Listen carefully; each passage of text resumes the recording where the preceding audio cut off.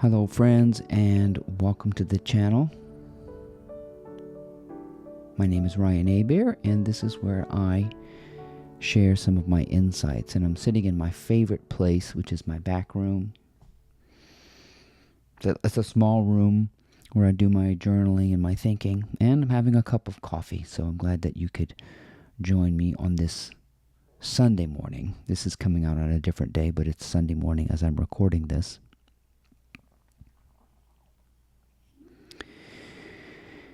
And today I want to share my insights on how important it is to get centered, what that means to get centered. Getting centered is a metaphor for getting everything that you want in life. It also means understanding that you have everything that you want in life. And in terms of manifestation, Jesus put it this way as he said, whatever you pray for, believe as if you have it. He didn't say, wait for it. He didn't say, sit there and chase it. So there is this sensation that you have it already. And the only way to get it is through insight. That's the only thing that really brings you to what you want, is understanding and insight. And in that understanding and insight, you realize, holy crap, I have it already. I do have it already. And I can tell you that when I would hear people say those words that I just told you, that whatever it is you feel you need or want or are going after, you are already and you have already. When I would hear words like that in a former version of myself, they were insightful. INCITEFUL. I would have a reaction to them. When you hear a spiritual teacher say that wealth is internal, that you are already wealthy, there will be a part of you that kicks in and says, but you haven't seen my bank account. Where is the money? That's a reactivity in you that pulls you off center. When you hear a spiritual guru or someone who is very insightful, INSIGHTFUL, and they say, you don't need a partner, you're already in love. There's going to be a part of you that reacts to that and say, where's my partner? I've got to have my partner. That's the only way I can be in love, is to have a partner.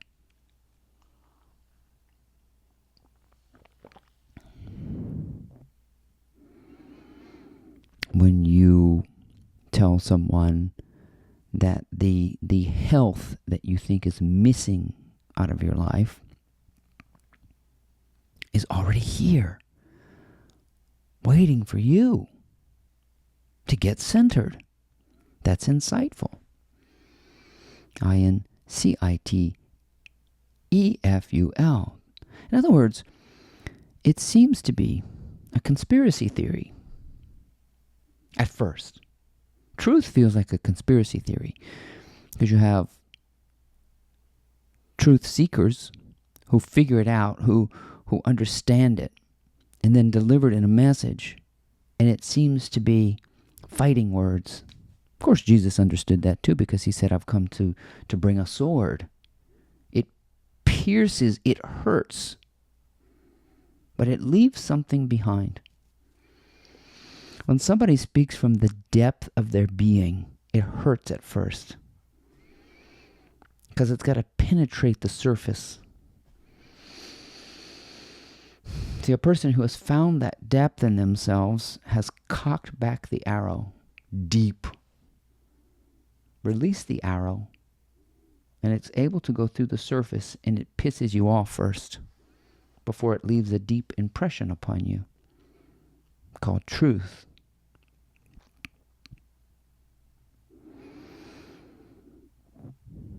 So yeah, you have no needs. Superficially you do. You need to eat, you need to poop, you need to do all these things. Those are superficial needs. But those are just scratching the surface. There is no need to be heard. There is no need to be seen. There is no need to do anything. Those words can be insightful. Inciteful. I know. I used to feel that way. I used to feel like spiritual gurus were conspiring to make me feel bad. That's paranoia. So there is a feeling of getting centered. You fall back into this middle place of neutrality. But it comes when you realize that you are being aggressive, and you are chasing after that which you already are. You're chasing after that which you already are. It comes in the form of pain.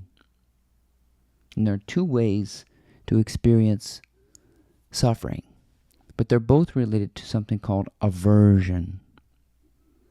You are chasing towards something you want, or you're running away from something you think you don't want.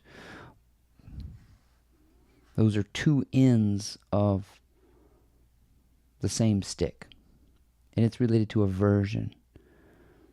But aversion is related to something a little bit more fundamental, and that is amnesia. It is a forgetting. You are just forgetting that your primary objective in life is to fall back into the center, to comport yourself, to tame yourself from being aggressive towards that which you think you want.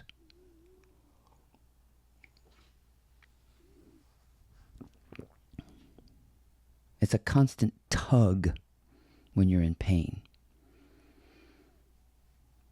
The very thing is, whatever it is you think you're going after, whatever it is you're chasing, keeps getting further away from you the more aggressive you go with it. And the secret is to stop running and let it come towards you, which is really not how this works. It comes from you. And the world is not ready to hear that. The world is not ready to hear that we don't have to do anything, and that effortlessness is what draws it towards you. It's the realization that you are the source, not the resource. You are the source and the resource, but primarily you are the source of it. And what looks like a resource is frivolity, extra. What Jesus would have called additives. These things will be added to you. But your primary objective is to stay cool. Now, as you realize that the falling back into the center of non-aggression, the so-called outside world turns up the heat. The whole story of the three characters in the Old Testament who were put in the furnace. I can't remember. They have funny names. Abednego and Meshach, Adrak, and Abednego. That's strange. I can't remember. You probably know. They were put in the furnace and they didn't burn. That's a metaphor for keeping your cool. Any human being put in the furnace will burn to smithereens. It is not literal. It is figurative. But that's how the past is. The past is all figurative.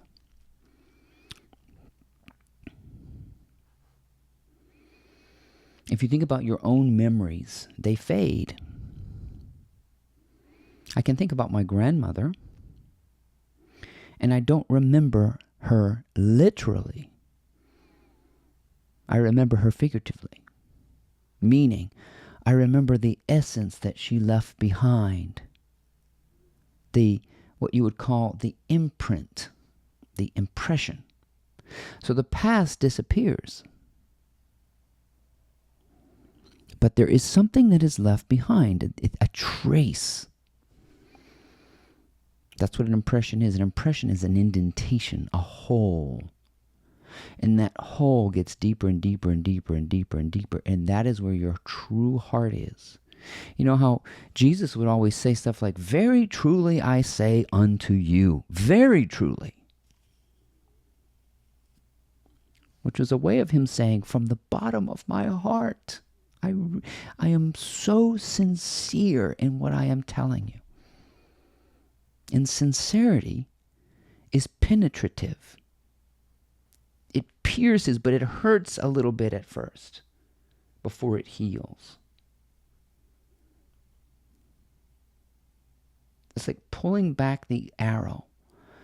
The deeper you go into the center of being, the more depth you can have to cock back your arrow. The more momentum it has, you let the arrow go and it will pierce. It will be heard. So true wisdom is heard because the person who is listening to insight, INSIGHT, is able to deliver more impact. There's that word impact, which means an impression, a hole, a dent, a vacuum. In essence, that you're a hole, an invisibility, which opens and you fall back into. And you suffer less. And you realize as you begin to fall back into that center, the so-called outside world, which is an illusion, tends to turn up the heat on you.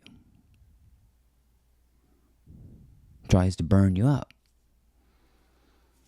And as things close in on you, you get more and more cool. And you remain in that center because the center will take you right through hell. Right through the middle of the fire to get you to what you want. Most of us are trying to go around the fire. We're trying to avert the truth, which hurts. The truth will hurt you. It will penetrate. But then it will relieve you and release copious amounts of love. So what you remember about people are the impressions they make. Some people make negative impressions which don't last very long, but those people who've made huge impacts on the world are like a crater, and what's left is this invisible presence which seems to continue to give life. Like the words that wise people leave behind continue to feed you. Great composers like Bach and Mozart and Haydn and Mendelssohn and on, that music continues to nourish, even hundreds of years, thousands of years after those people have died. The words are still alive. Their traces are still leaving impressions on people. That's what you would call the living word. Living and breathing in form that is decaying,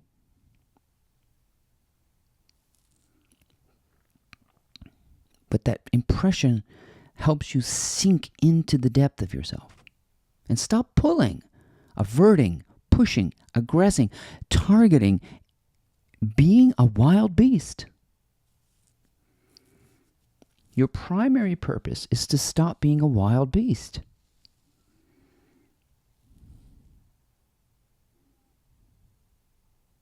And to get closer and closer and closer to that which scares you, the fire.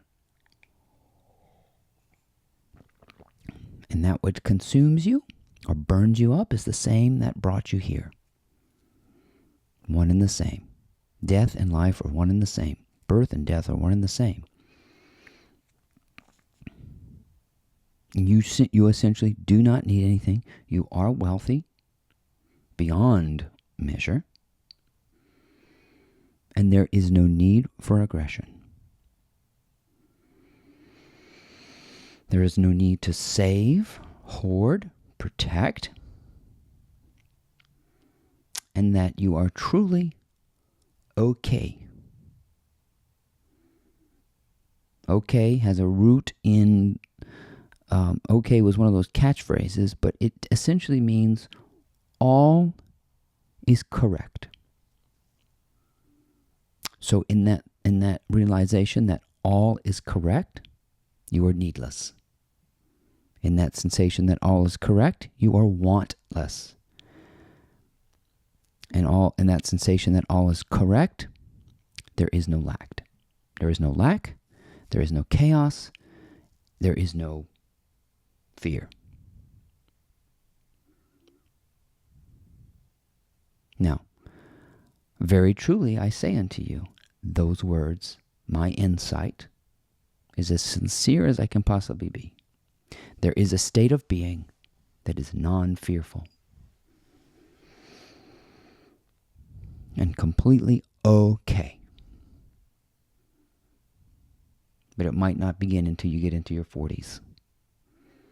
But if you're listening to this message, chances are you are falling into the center. You have already fallen in love with yourself. And as the philosopher, I can't remember who said, know thyself. This is what I'm talking about. Know thyself is that which makes this impression on the world. Through a depth which passes understanding, but leaves behind a trace. See, former can mean the past, or it can mean that which forms. And you are that which forms. And Isaiah says to forget the former things, but I say remember the former. That which forms, which is who you are. That which forms. But the memories have to settle. The aggression has to settle. The mind flurry has to settle. And what's left is the impression of the former. That which makes all things possible.